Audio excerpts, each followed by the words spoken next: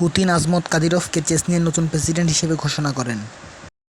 Chechnya রাশিয়ার অভ্যন্তরেই শান্তিতে বসবাস করবে। অন্য আরেকজন রাশিয়ান নাগরিকের মতো সকল সুযোগ সুবিধা পাবে চেচনিয়ার নাগরিক। চেচনিয়ার বাজেট এবং উন্নয়ন বাবদ সকল দায়িত্ব রাশিয়া পালন করবে। এরপর পরই চেচনিয়াতে নতুন করে শান্তি ফিরে আসে এবং নতুন করে দেশটাকে সাজানো হয়। কিন্তু 2004 সালে প্রেসিডেন্ট আহমদকে গুপ্ত হত্যা করে মেরে ফেলে চেচনিয়ার বিদ্রোহী দল। এই ঘটনার সাথে সাথে পুতিন এমন একজন মানুষকে ডাকেন যিনি আমাদের আজকের ভিডিওর মূল আকর্ষণ, যাকে বলা হচ্ছে বিশ্বের সবথেকে খতরনাক ওয়ারলর্ড, বিধ্বংসী চেচেন আর্মির প্রধান। তিনি রমজান কাদিরভ। রমজান মূলত আহমদ কাদিরভের ছেলে। বাবার হত্যার পরে চেচনিয়ার প্রেসিডেন্ট হিসেবে নিয়োগ পান রমজান। রমজান ছিল ব্ল্যাক বেল্ট জুডো কিং, চেচনিয়ার ডিফেন্স হেড, যার নামে শত শত গুমখুনের মামলা পর্যন্ত ছিল। পুতিন তারপরও রমজানকেই বেছে নেন। রাতারাতি চেচনিয়ায় যত বিদ্রোহী মুসলমান সংগঠন অবশিষ্ট ছিল এদের গুম করে ফেলা হয় এবং চেচনিয়া নতুন স্বাদে সাজতে শুরু করে। চেচনিয়ার বাজেটের 80% ব্যয়ভার রাশিয়া বহন করত। সেই সাথে রিয়েল এস্টেট ব্যবসায় চেচনিয়া বিশাল লাভের মুখ দেখে। রমজান চেচেন আর্মির বাইরেও সম্পূর্ণ নিজের নামে মিলিশিয়া বাহিনী গড়ে তোলেন, যাদের ডাকা হয় কাদিরভৎসি। রাশিয়ান বাজেটের বিশাল একটা টাকা চেচেন আর্মি গঠনে খরচ হতে শুরু হলো। চেচেন আর্মিদের তৈরি করা হলো রুথলেস কমান্ডো হিসেবে। চেচনিয়ায় শান্তি ফিরে এলো আক্ষরিক অর্থে। দারুণ সব মসজিদে সয়লাভ চেচনিয়া। চেচেনদের আদি পুরুষের রীতিনীতি সবই ঢালাও করে পালন করা হয় এখানে। প্রায় যে আমরা শুনি রাশিয়াতে সমকামীকে প্রকাশ্যে হত্যা করা হয়, এগুলো মূলত এই চেচনিয়াতে ঘটে থাকে। চেচনিয়াতে সমকামিতা পুরোপুরি নিষিদ্ধই না, শুধু পুরোপুরি অপরাধ। প্রকাশ্যে সমকামীদের হত্যার মতো বিষয়ও জড়িয়ে আছে চেচনিয়ার সাথে, লিডার রমজানের সাথে। দেশের কোন নাগরিকের প্রতিবাদ করলেও গুমখুনের মতো ঘটনা ঘটে। সারা বিশ্বের মানবতা সংগঠনগুলো থেকে রমজানের এই মানবাধিকার লঙ্ঘনের বিষয়ের কথা উঠলে রমজানের জবাব ছিল, চেচনিয়াতে কোনো সমকামী নেই, একজনও নেই। যেখানে কোনো সমকামী নেই সেখানে হত্যার প্রশ্ন উঠবে কিভাবে? বুঝতেই পারছেন রমজানের ডিক্টেটরশিপ কেমন বর্বর।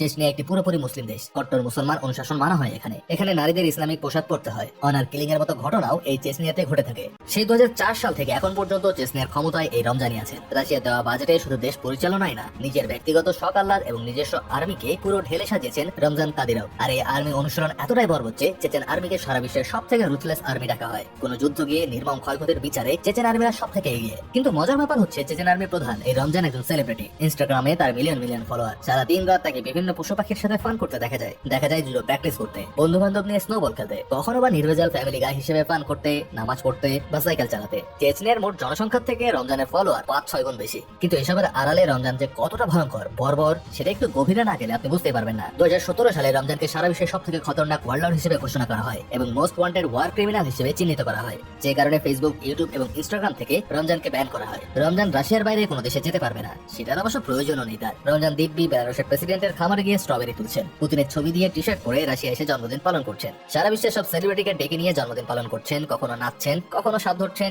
সিংহ কোলে নিয়ে ঘুরছেন। রমজানের কাজ হচ্ছে চেচনিয়াতে শান্তি সমৃদ্ধি বৃদ্ধি করা আর পুতিনের প্রতি অনুগত থাকা। সিরিয়ায় রাশিয়া আক্রমণ করবে, সেখানে রুশ সেনাদের জীবনাশের প্রয়োজন নেই। পুতিন পাঠাচ্ছে চেচেন আর্মিদের। চেচেন আর্মিরা গিয়ে বর্বরতা চালিয়ে যাচ্ছে রাশিয়ার পক্ষ হয়ে। আল্লাহু আকবর ধ্বনি দিয়ে 12,000 সৈন্য নিয়ে চেচেন আর্মি এখন ইউক্রেনে অবস্থান করছে।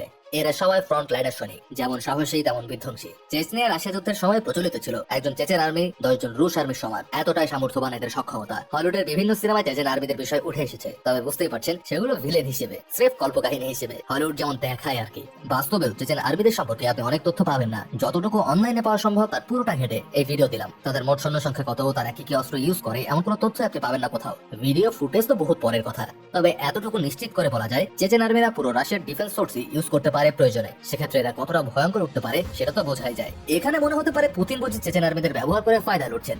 সেটা তো অবশ্যই। একই সাথে চেচনিয়া বিদ্রোহ পুতিন যেভাবে ডিল করেছেন সেভাবে আর কে পেরেছে? আফগানিস্তান হোক, ইরাক হোক, ইরান হোক কিংবা লিবিয়া, আমেরিকা এসব দেশে বছরের পর বছর অশান্তি করেই গেছে শান্তি প্রতিষ্ঠান নামে। ঝামেলা কেবল বেড়েছে। সেই তুলনায় চেচনিয়া সংকট বহু আগেই পুতিন নিজের মতো করে গুছিয়ে নিয়েছেন। সরকারিভাবে সেসব মিলিশিয়া বাহিনী এখন পুতিনের সাথে লড়ছে কাঁধে কাঁধ মিলিয়ে। নেতৃত্বে বিচক্ষণতা তো বলে একেই, পুতিন সেরা, চেচেন আর্মি সেরা কিংবা রমজান কাদিরভকে হিরো বানাতে এই ভিডিও নয়। ব্যক্তিগতভাবে আমার কাছেও চেচেন আর্মিরা বিশেষ আগ্রহের কারণ ছিল। নিজের ক্ষুধা থেকে চেচেন আর্মি সম্পর্কে যতটুকু জানতে পেরেছি সন্তুষ্ট হয়েছি, ততটুকু নিজের মতো করে আপনাদের সামনে উপস্থাপন করলাম। মতামত জানাতে ভুলবেন না কেমন হয়েছে এই পর্ব। ভিডিওটি ভালো লাগলে শেয়ার করার অনুরোধ থাকবে। আর চ্যানেলে নতুন হলে অবশ্যই সাবস্ক্রাইব করতে ভুলবেন না। বিদায়।